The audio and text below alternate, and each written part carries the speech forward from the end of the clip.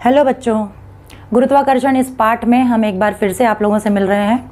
अगर पिछले वीडियो की बात करें तो हमने गुरुत्वाकर्षण बल की परिभाषा जो कि न्यूटन द्वारा दी गई थी उसकी चर्चा की थी। और जब उस परिभाषा की चर्चा कर रहे थे तब उसमें न्यूटन ने कहा था कि गुरुत्वाकर्षण बल जो है ये एक वैश्विक बल है।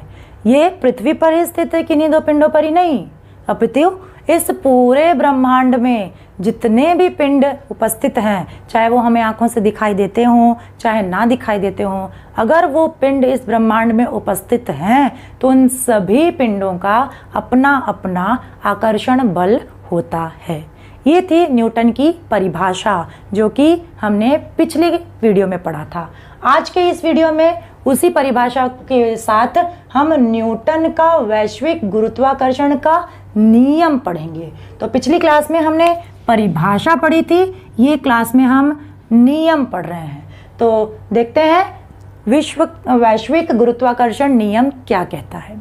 तो जैसा कि परिभाषा में न्यूटन ने बताया था कि पूरे ब्रह्मांड में स्थित कोई भी दो पिंड, तो मैंने यहाँ पर दो पिंडों को ले लिया हुआ है। एक पिंड है तो स्वाभाविक है इनका अपना अपना द्रव्यमान होगा, ठीक है। तो द्रव्यमान के साथ साथ इनके बीच की दूरी होगी जिसे हम d अक्षर से दर्शा रहे हैं। इन दोनों का अपना अपना आकर्षण बल होगा जिसे हम F और F से दर्शा रहे हैं। ये दोनों ही बल एक दूसरे की विपरीत दिशा में कार्य करेंगे।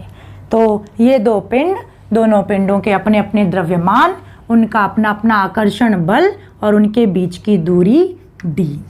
तो वैश्विक गुरुत्वाकर्षण नियम में न्यूटन कहते थे कि जो ये बल है F जो है वो समानुपाती है m1 m2 के। F जो है वो समानुपाती है m1 m2 के। तो इस मैथमेटिकल इक्वेशन को जरा हम समझ कर लेते हैं कि जब F समानुपात होता है m1 m2 के, मतलब अगर m1 m2 बढ़ा तो F भी बढ़ेगा, अगर m1 m2 घटा तो F भी घटेगा। कहने का मतलब यदि इन दोनों पिंडों के द्रव्यमान को हम बढ़ाते जाएंगे तो F बढ़ता जाएगा, और अगर इनके द्रव्यमानों को हम कम करते जाएंगे तो F भी कम होते जाएगा। तो ये पहला समीकरण है न्यूटन के गुरुत्वाकर्षण के नियम का। इसी तरीके से एक और समीकरण उन्होंने दिया हुआ है कि F जो है वो प्रतिलोमानुपाती है 1/d² के। F जो है वो प्रतिलोमानुपाती है 1/d² के। प्रतिलोमानुपात का चिन्ह क्या बताता है? प्रतिलोमानुपात मतलब यदि d को बढ़ाते जाएंगे तो इनके बीच का आकर्षण बल जो है वो कम होते जाएगा, और d को यदि घटाते जाएंगे तो इनका आकर्षण बल बढ़ता जाएगा। मतलब यदि इन दोनों पिंडों को मैं दूर दूर दूर लेकर जाऊं, d को बढ़ा दूं तो इनके बीच का आकर्षण बल कम होगा, और यदि मैं d को घटा दूं तो इनके बीच का आकर्षण बल बढ़ जाएगा। तो उम्मीद है ये दोनों ही इक्वेशंस आपको अच्छी तरह से समझ में आ रहे होंगे कि यदि द्रव्यमानों को बढ़ाएंगे तो F बढ़ेगा और दूरी को बढ़ाएंगे तो F घटेगा।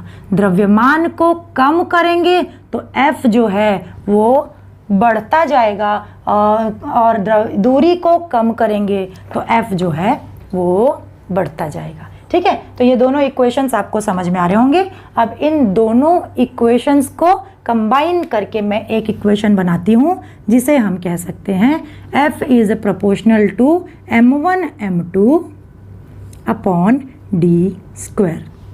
ठीक है, तो इन दोनों समीकरणों को एक साथ मैंने यहाँ पर लिखा है। F जो है वो समानुपाती है m1 m2 अपॉन d² की। अब इस F को सिंप्लीफाई करते हैं थोड़ा सा।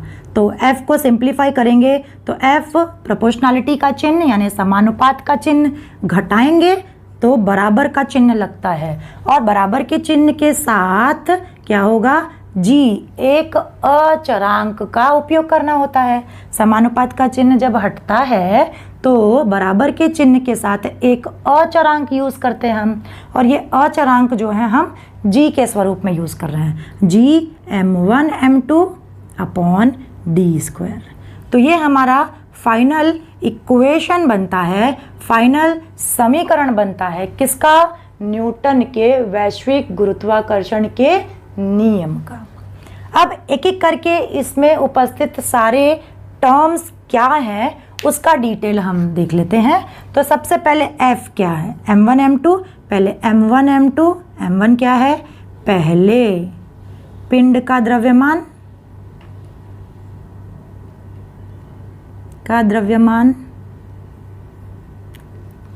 m2 क्या है?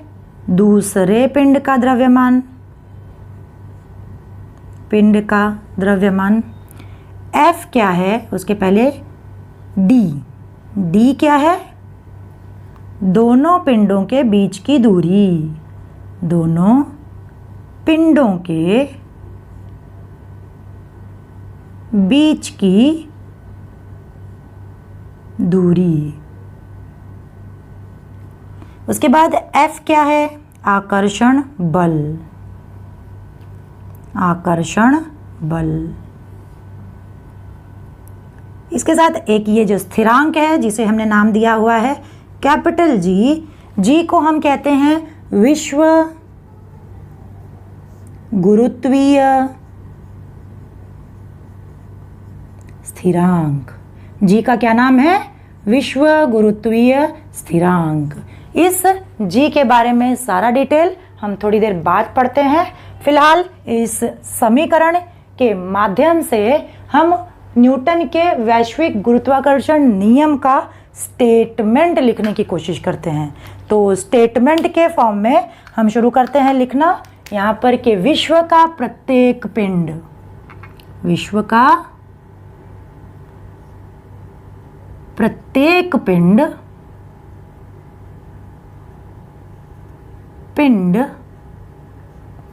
किसी अन्य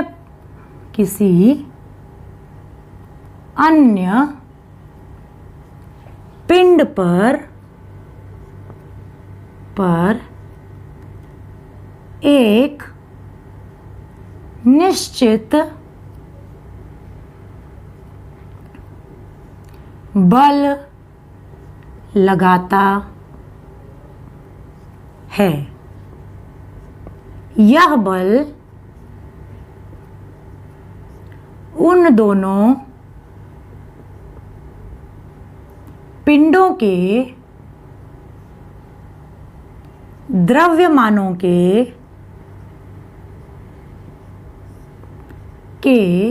गुणनफल के समानुपाती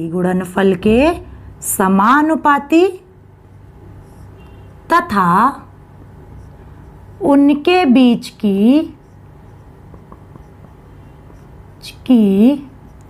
दूरी के वर्ग के प्रतिलोमानुपाती होता है।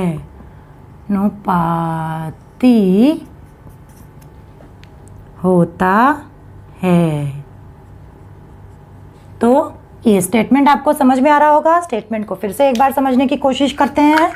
और स्टेटमेंट क्या कहता है कि विश्व का प्रत्येक पिंड, ये दोनों हमारे पिंड थे, अन्य किसी एक पिंड पर एक निश्चित बल लगाता है। तो इन दोनों पर बल लग रहा है और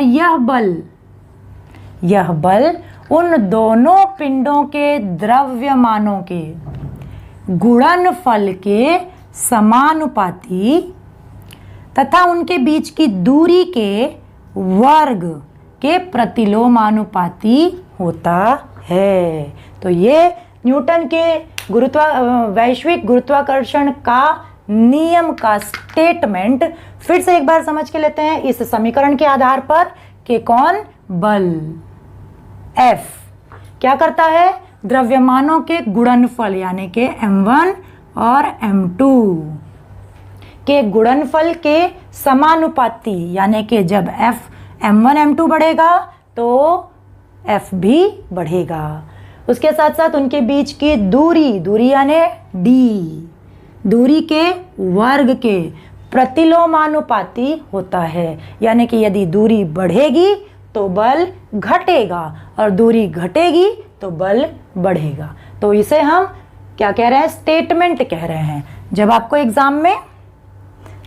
एग्जाम में इस नियम को लिखने के लिए पूछा जाएगा तो आप ये स्टेटमेंट के साथ साथ ये वाला इक्वेशन लिखेंगे, और जब पूरी तरह से 3 नंबर के लिए पूछा जाएगा तो आप स्टेटमेंट के साथ ये पूरी आकृति और ये सारा का सारा डिस्क्रिप्शन लिखेंगे। ठीक है, चलो अब बात करते हैं, जैसा कि मैंने आपसे कहा था, जी की। जी क्या होता है ना? जी विश्व गुरुत्वीय स्थिरांक। तो जी के बारे में हम डिटेल में थोड़ा समझने की कोशिश करते हैं। यहाँ पर जी को समझते हैं, ये रहा यहाँ से जी। चलो थोड़ा अच्छी तरह से ड्रॉ कर देते हैं इसको। तो हमारा इक्वेशन क्या था, जरा देखो यहाँ पर, F is equal to G m1 m2, F is equal to G m1 m2 upon D square. चलो यदि समझ लो, यदि हम क्या करें, मानते हैं, माना कि हम इन दोनों पिंडों का द्रव्यमान 1 kg कर देते हैं, m1 इक्वल टू 1 kg और m2 इक्वल टू 1 kg। ठीक है, और इनके बीच की दूरी को भी हम 1 मीटर कर देते हैं, दूरी को भी हम 1 मीटर कर देते हैं। तो इन सारी वैल्यूज को अब इस इक्वेशन में आप पुटअप करो, इस इक्वेशन में डालो, तो क्या होगा देखें, F is equal to G, m1 कितना है 1, m2 कितना है 1, और इसके बाद अपॉन 1 का स्क्वायर।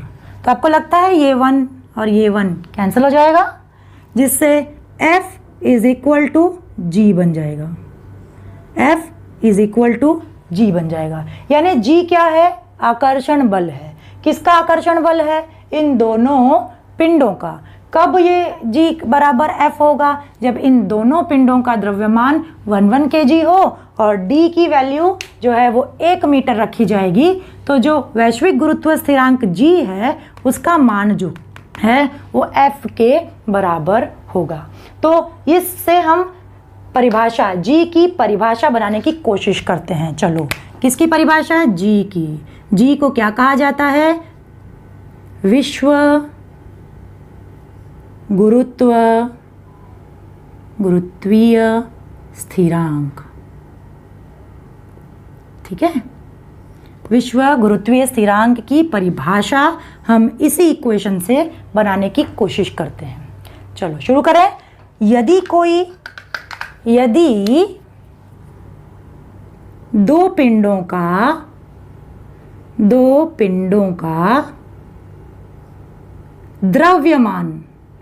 द्रव्यमान 1 kg तथा उनके बीच की दूरी 1 मीटर हो तो उत्पन्न होने वाला